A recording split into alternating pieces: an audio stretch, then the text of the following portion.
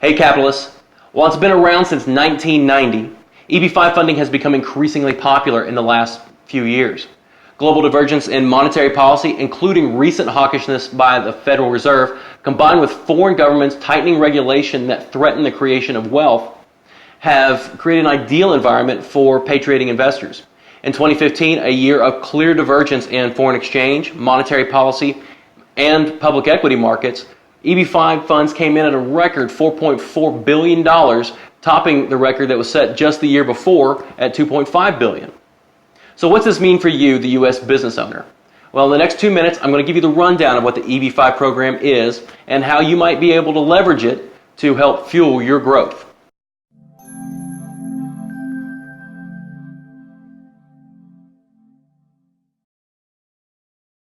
Congress created the EB-5 program, or Immigrant Investor Program, in order to stimulate the U.S. economy.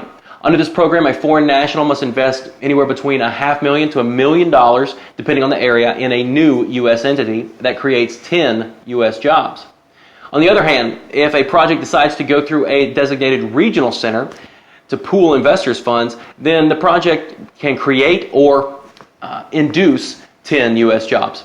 In return, the investor gets his or her green card as long as the project that they're invested in maintains its qualified status throughout its life. This is cheaper than debt equity. Funds must be at risk, so this is an equity investment, but the USCIS limits the amount of control that a foreign investor can have on an EB-5 project. Furthermore, the amount of distributions that a project can issue to its foreign investors is limited to a 1% annual dividend, and it's not required to issue any at all. Raising EB-5 capital can be a little bit more expensive when compared to traditional sorts of capital, at least on the front end. But you can lower your overall cost of capital by placing your foreign investors in your most subordinate class. And what that means is, in a sense, that EB-5 investors are your first in and your last out, in both cases if you issue dividends and if your project ends up in receivership. So should you use EB-5 as part of your capital stack? Short answer is yes, you should if you can.